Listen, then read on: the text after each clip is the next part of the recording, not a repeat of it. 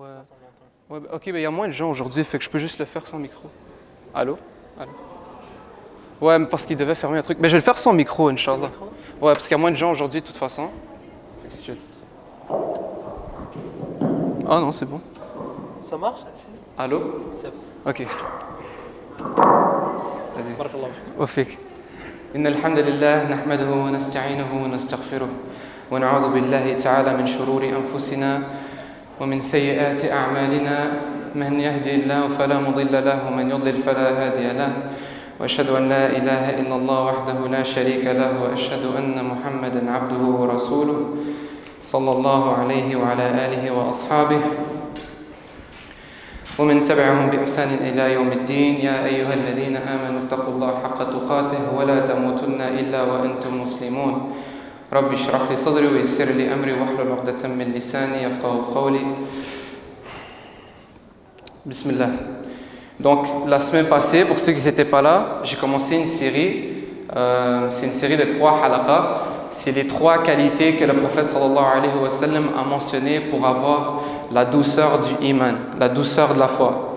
Donc le prophète sallallahu alayhi wa sallam, dans un hadith qui est authentique, il dit ثلاث من كن فيه وجد حلاوة الإيمان أن يكون الله ورسوله أحب إليه مما سواهما وأن يحب المرء لا يحبه إلا لله وأن يكره أن يعود في الكفر كما يكره أن يقذف في النار. Donc la semaine passée, j'ai parlé de أن يكون الله ورسوله أحب إليه مما سواهما. Donc le prophète sallallahu alayhi wa sallam dit il y a 3 qualités que si tu les détiens, tu vas avoir la douceur de la foi. Et après il dit أن يكون الله ورسوله أحب إليه مما سواهما. Donc que Allah subhanahu wa ta'ala et son messager soient plus bien aimés à toi que toute autre chose. Donc j'ai mentionné ça la semaine passée, Inch'Allah, et j'avais fait un halaqa dessus. Aujourd'hui je vais vous parler de la deuxième qualité, bi'idhnillah, وَأَن يُحِبَّ الْمَرْءَ لَا يُحِبُّهُ إِلَّا لِلَّهِ. Donc que tu aimes quelqu'un seulement pour Allah subhanahu wa ta'ala. لَا يُحِبُّهُ إِلَّا لِلَّهِ. Donc il ne l'aime pas à l'exception que Allah subhanahu wa ta'ala lui a ordonné de l'aimer. Donc je vais commencer avec un hadith dans Bukhari et Muslim. C'est un hadith qui est vraiment connu et c'est un hadith qui est quand même court. Donc vous pouvez le mémoriser facilement, Inch'Allah. Le prophète sallallahu alayhi wa sallam, il nous dit لا يؤمن أحدكم حتى يحب لأخيه ما يحب لنفسه. Donc aucun d'entre vous va certainement croire, va bien croire, va avoir la foi حتى يحب لأخيه ما يحب لنفسه. Jusqu'à ce qu'il aime, jusqu'à ce qu'il souhaite pour son frère ce qu'il souhaite pour lui-même. لا يؤمن أحدكم حتى يحب لأخيه ما يحب لنفسه. Donc le prophète sallallahu alayhi wa sallam nous dit que si tu ne souhaites, ce que tu souhaites pour toi-même, les bonnes choses, le khair que tu souhaites pour toi-même, si tu ne le souhaites pas à ton frère, tu n'es pas un vrai croyant. Ça c'est le prophète sallallahu alayhi wa sallam qui le dit dans Bukhari et Muslim. لا يؤمن أحدكم حتى يحب لأخيه ما يحب لنفسه. Et nous, malheureusement, et ça c'est quelque chose d'inné en nous, c'est une faiblesse qu'on a, on a cette jalousie des fois, right? Genre quand quelqu'un a du succès, que ce soit dans le dunya ou que ce soit dans le din, hein, que ce soit quelqu'un qui a beaucoup d'ilm, que ce soit quelqu'un qui vient beaucoup à la mosquée, que ce soit quelqu'un qui fait beaucoup d'argent, nous on devient jaloux parce que nous on n'a pas ces mêmes choses-là. Alors que la vérité, tu peux dire à Allah subhanahu wa ta'ala, Ya Allah, je souhaite que tu lui donnes plus et aussi je souhaite que tu me donnes la même chose ou autant ou plus. Wallahu a'lam. Right? Mais vous n'avez pas besoin de souhaiter le mal pour quelqu'un. Déjà de un c'est haram, de 2 ça rapporte aucun bénéfice parce que toi qui demandes à Allah subhanahu wa ta'ala d'accorder quelque chose à ton frère, toi Allah subhanahu wa ta'ala il te récompense toi aussi. Donc si tout le monde gagne. Donc si tu souhaites le mal pour quelqu'un, surtout ton frère, ça c'est un problème avec toi. C'est un gros problème avec toi. C'est pas juste quelque chose que comme mais parce que je veux quelque chose qui a beaucoup de valeur et tout. Ça c'est vraiment un problème avec ton iman à toi. Parce que le prophète sallallahu alayhi wa sallam il le dit, tu dois souhaiter pour ton frère ce que tu souhaiterais pour toi-même. Donc ça c'est le premier hadith que je voulais vous mentionner, Inch'Allah ta'ala, juste pour introduire un peu le sujet. Et il y a quand même quelques mois, il y avait un frère qui a fait un halaqa ici. et il parlait du bon soupçon. Donc ça, d'ailleurs, ça c'est tous des trucs que je vous mentionne, ça c'est des traits ou des conseils que le prophète sallallahu alayhi wa sallam, il nous donne pour appliquer pour avoir cette deuxième qualité-là. Right? أن يحب المرء لا يحبه إلا لله. De aimer quelqu'un seulement pour Allah subhanahu wa ta'ala. Le prophète sallallahu alayhi wa sallam, il te dit comment le faire. Donc, لا يؤمن أحدكم حتى يحب لأخيه ما يحب لنفسه. Donc, souhaiter pour son frère ce que tu souhaiterais pour toi-même si tu veux avoir la foi. Et dans un autre hadith, ce hadith-là, il parle du bon soupçon, ou en fait, du mauvais soupçon. Le prophète sallallahu alayhi wa sallam dans Al-Bukhari, il dit « Iyyakum wa dhann, fa inna dhann akdhabu al-hadith » Le prophète sallallahu alayhi wa sallam, il dit « Iyyakum wa dhann » Faites attention aux mauvais soupçons. Portez attention aux mauvais soupçons. فَإِنَّ الظَّنَّ أَكْذَبُ الْحَدِيثِ Car le mauvais soupçon est le discours le plus trompeur. C'est-à-dire quelqu'un qui a le mauvais soupçon de son frère, c'est un défaut. Et si t'en parles aux gens, si tu dis à quelqu'un, ouais, moi je pense que ce frère-là, en fait, il a fait ci, ça, parce que ci, ça, tu as un mauvais soupçon de ses intentions. Je vous donne un exemple. Le frère qui a donné le halaqa, qui a parlé de ce hadith, qui a donné un bon exemple. Admettons, tu t'envoies un message à un frère. Et il voit ton message. Genre, c'est marqué vu sous le bas de la convo et il ne répond pas.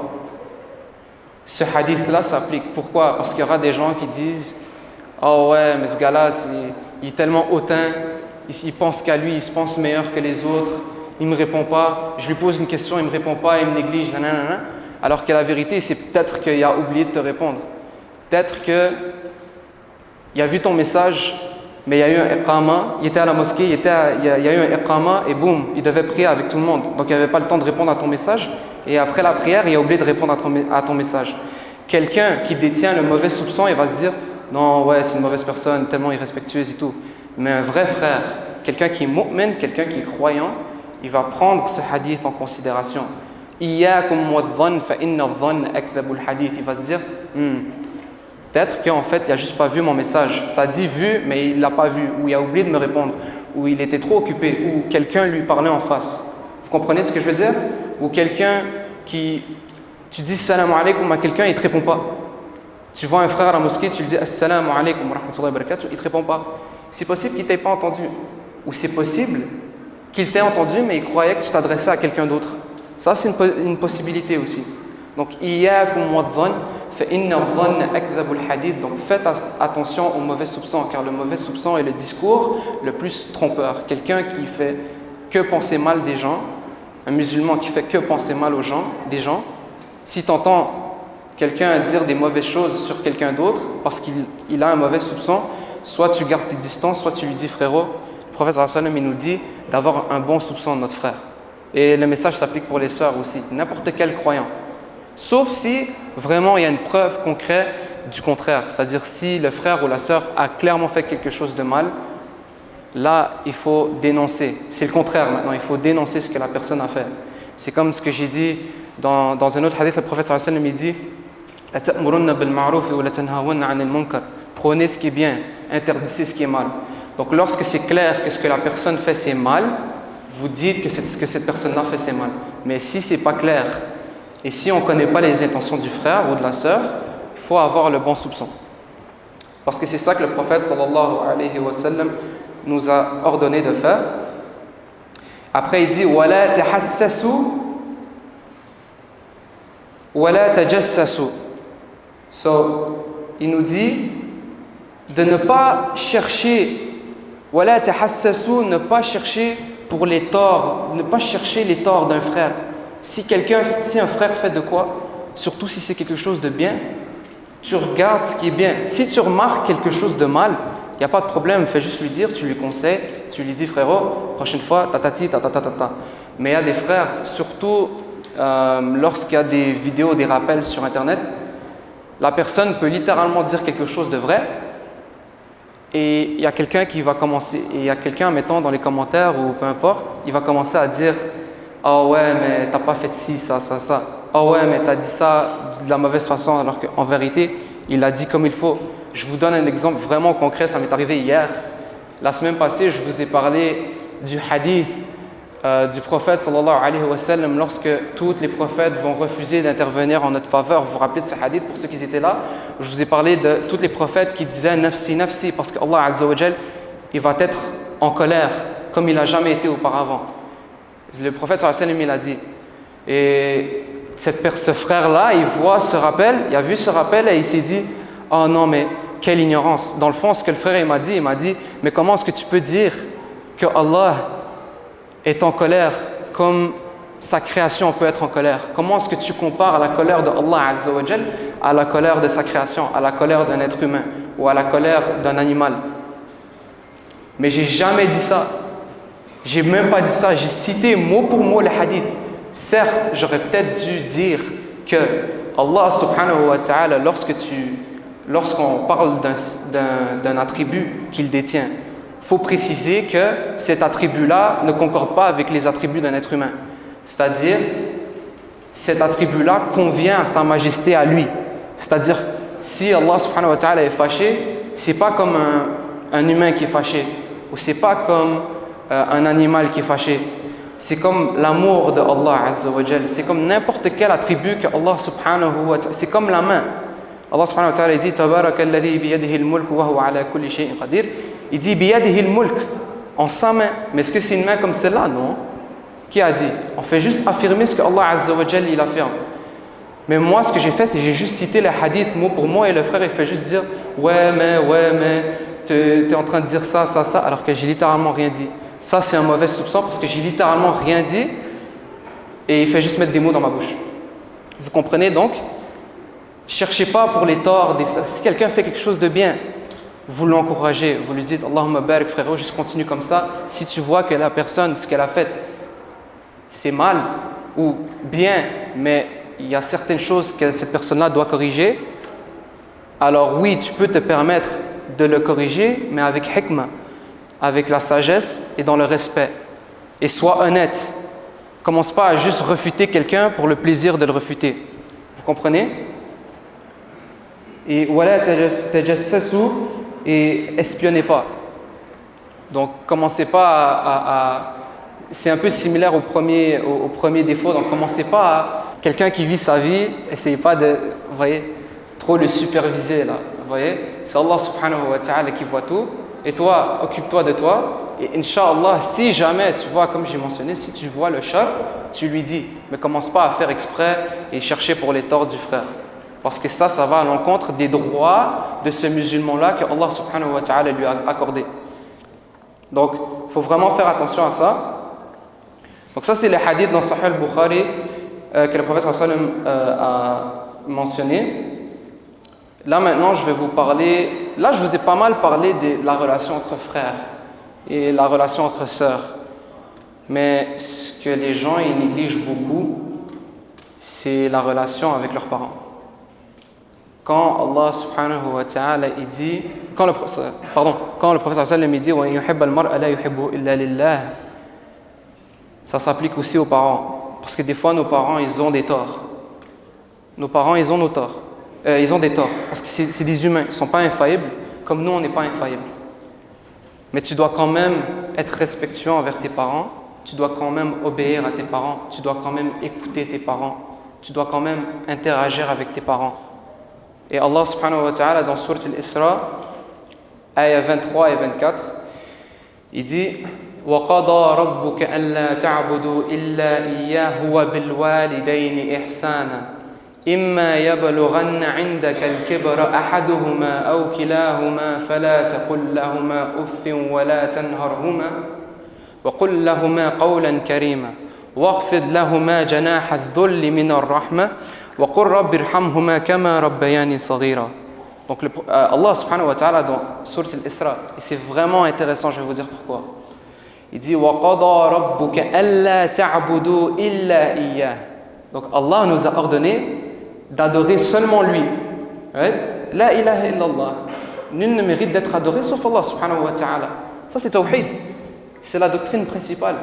Et juste après, il dit « Wa bil walidayni ihsana » Soyez excellents envers vos parents.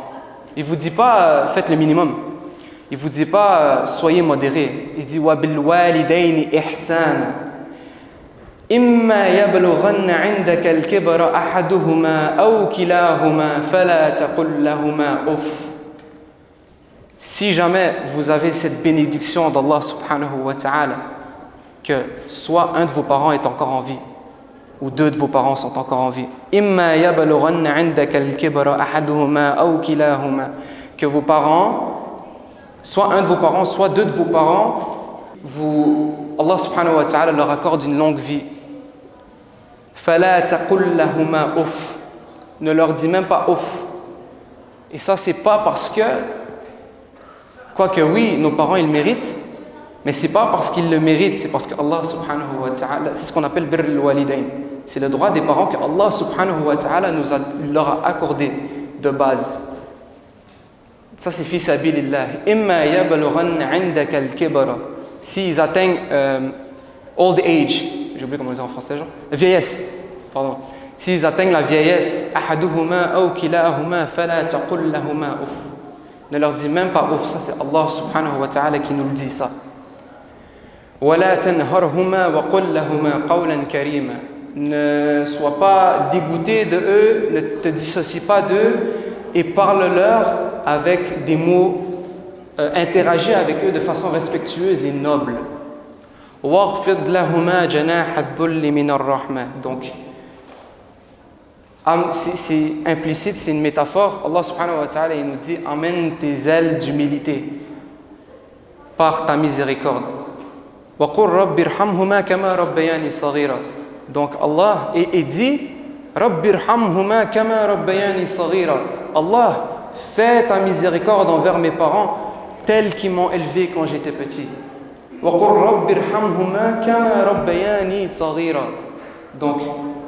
fais ta miséricorde, ya Allah. Donc, Allah subhanahu wa ta'ala, il te dit de faire une invocation.